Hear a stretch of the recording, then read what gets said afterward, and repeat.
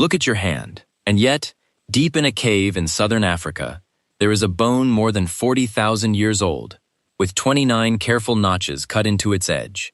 Hold up 3 fingers. You didn't count them. 1, 2, 3. You just knew. 3. Now try the same thing with 17. You can't. Not in an instant. Something in your head just gives up. That built-in sense of number, the one a crow has too, and a lion, and a baby only a few months old, runs out almost immediately, somewhere around 3 or 4. Past that, we should be as lost as any animal on Earth. Someone sat there in the dark and kept an exact count of something. We still argue about what. That tiny row of scratches may be the oldest idea our species ever had. Older than writing, older than the wheel, older than farming, by tens of thousands of years. And it begins with a single trick no other creature has ever managed. Let's start with what you were born with, because it shows you exactly what had to be invented. In 1997, the French cognitive neuroscientist Stanislas Dehaene pulled the research together in a book called The Number Sense, and his argument was startling. Evolution handed us, and plenty of other animals, a rough, built-in feel for quantity. Rats can sense it, pigeons can sense it, chimpanzees can pick the larger of 2 piles almost without thinking.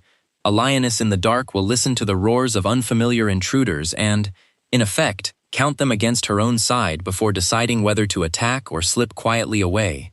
Dehaene calls this the approximate number system, and it is old, older than our species, wired in beneath language. In a famous 1992 study in the journal Nature, the psychologist Wynn showed that 5-month-old infants already expect 1 doll plus 1 doll to make 2, and that they act surprised when the numbers don't add up. Babies who can't yet sit up can already sense when the math is wrong, so we do not learn number from scratch. We are born pointing at it. But here's the catch, and it's the whole story. That built-in sense is fuzzy, and it is small. The instant, certain part, the subitizing, only reaches to about 4. The term itself was coined back in 1949 by a group of psychologists led by E.L. Kaufman, from the Latin word for sudden.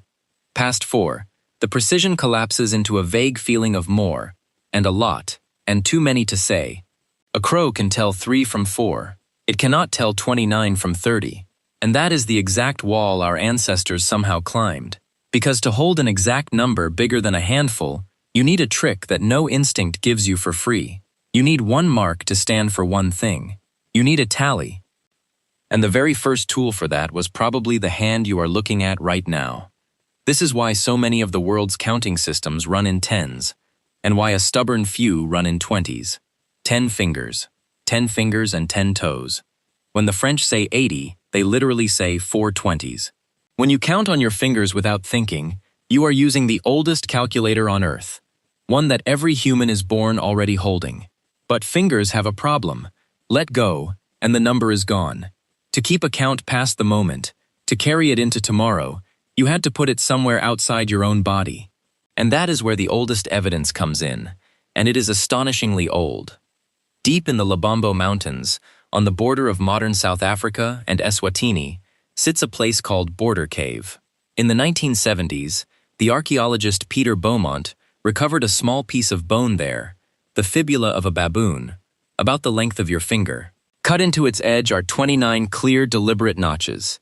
It's called the Lebombo bone, and recent analysis by researchers including Francesco and Lucinda Backwell, using radiocarbon dating, places it at roughly 44 to 43,000 years old. 29 notches. Take a breath and think about what that actually is. Someone, more than 40,000 years ago, needed to keep an exact count, and instead of trusting memory, they externalized it. They put the number into an object. That is the oldest known tally in the world. And some researchers can't help noticing that 29 is almost exactly the number of days in a lunar month, or in a woman's menstrual cycle. Maybe it counted the moon. Maybe it counted a body. We cannot prove either, but the logic is hard to shake. Now the picture gets richer, because this was not a one-off. Travel to Moravia, in the modern Czech Republic, to a site called Dolní Věstonice, a settlement of Ice Age mammoth hunters. In 1937, the archaeologist Karl Absolon uncovered the leg bone of a wolf there, about 18 centimeters long, dated to around 30,000 years ago. It carries 55 notches. And here's the detail that stops you. They are cut in groups of 5, and a longer notch roughly halfway along splits the whole sequence into a run of 25 and a run of 30. That is not just tallying anymore. Grouping your marks, bundling them into 5 so you don't have to recount from 1 every single time, is the seed of structure. It is the ancestor of the idea that would eventually become 5, and 10, and the whole machinery of place value. Just beside the bone, the excavators found the carved ivory head of a small figurine. 30,000 years ago, someone in that camp was counting in chunks and making art in the same cold season. But this is where the story gets genuinely controversial. On the shore of what was once Lake Edward, in the Democratic Republic of the Congo, a Belgian geologist named Jean de Heinzelin found a small, dark bone in 1950 and later described it in Scientific American. The Ishango bone, likely somewhere between 20 and 25,000 years old, has a sharp shard of quartz still fixed in one end, and it is carved with notches in 3 separate columns. And when you add up the groups, patterns jump out. One column contains 11, 13, 17, and 19, every prime number between 10 and 20. Another is built around 10, plus and minus 1. To some researchers, this is a coincidence hiding in a small set of scratches. To others, it is evidence of real arithmetic, even a faint glimpse of doubling or prime numbers, 20,000 years early. The archaeologist Alexander Marshack argued it recorded the phases of the moon. We honestly cannot settle it, and we should be honest about that. But even the most cautious reading is extraordinary. This is a human being deliberately organizing numbers into columns and groups. And here's a twist you might not expect. The bones are only half the story, because you don't actually need a bone at all. Numbers can live on the body itself. Among the Oksapmin people of Papua New Guinea, studied by the psychologist Jeffrey Sachs, people traditionally count using 27 parts of the body. You start with the thumb of one hand, move across the fingers, up the wrist and forearm to the shoulder, across to the neck, over the ear and the eye and the nose, and back down the other side to the opposite hand. Number 14 is literally your nose.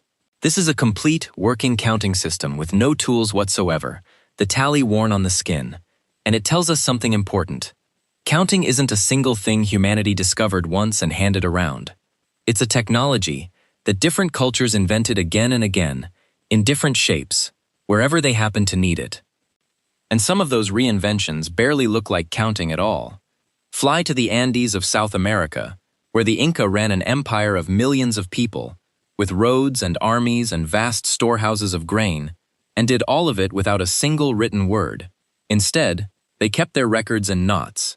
A quipu was a thick cord of dyed llama or cotton string, with dozens, sometimes hundreds of thinner strings hanging off it, and tied into those strings were knots. The position of a knot along the string gave its place value, ones, tens, hundreds, thousands. A full decimal system spun into fiber. The kind of knot told you the digit. The color of the string told you what was being counted. Scholars like Gary Urton at Harvard have spent years learning to read them. A trained Inca accountant, a quipucameoc, could run a warehouse, a census, or a tax record by moving a fistful of knotted string through his fingers. No paper, no numerals, no alphabet. Think about what that proves. The urge to pin a number down, to store it outside your own skull so it survives the night, runs so deep in us that an entire civilization built its accounting on it without ever inventing writing at all. And here is the proof that counting really is an invention, and not a reflex. Some cultures simply never built the larger version of it. Deep in the Amazon, the Pirahan people, documented by the linguist Daniel Everett and tested by the psychologist Peter Gordon, use words only for something close to 1, 2, and many. In a 2004 study in the journal Science, Gordon laid out rows of objects and asked Pirahan adults to match them exactly. Up to 2 or 3, they were fine. Past that, they drifted into estimates and lost the thread. Not because they lack intelligence. None of this is about intelligence. But because exact counting is a tool, and it was a tool their world had never once needed them to forge. Sit with that for a second. The numbers that feel as natural to you as breathing are not automatic at all. They were built and taught and handed to you. So where does all of this lead?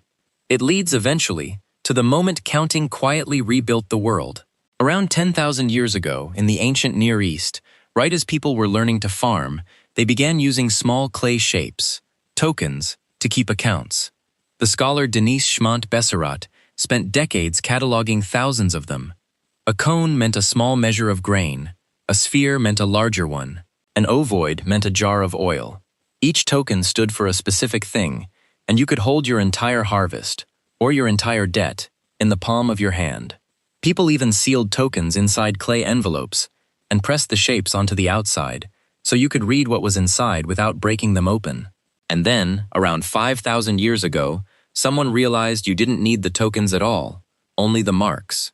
Those impressed signs slowly hardened into the world's first writing, cuneiform. Read that again. Writing did not give birth to counting. Counting gave birth to writing. The very first texts humans ever wrote were not poems, or prayers, or laws. They were receipts. And once numbers lived on clay, they multiplied into everything.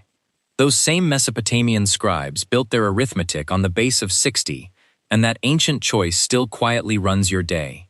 It is why an hour has 60 minutes, why a minute has 60 seconds, why a circle turns through 360 degrees. With numbers written down and stackable, people could finally do what raw counting had always promised. They could track the seasons, predict the rising and flooding of the rivers, chart the slow wheeling of the planets across a year, and tax an entire city. Astronomy, calendars, money, debt, the machinery of the state itself, all of it is built on top of that first small, stubborn act, making one mark stand for one thing. And here's a detail that should genuinely surprise you. That first, crude idea, one notch for one thing, never actually died. It outlived the clay tokens, and cuneiform, and Roman numerals. In medieval England, the royal treasury kept its accounts on wooden tally sticks, notched to record a debt or a tax, then split lengthwise down the middle, so each party held a matching half that could never be secretly altered. The English exchequer used these notched sticks for around 700 years.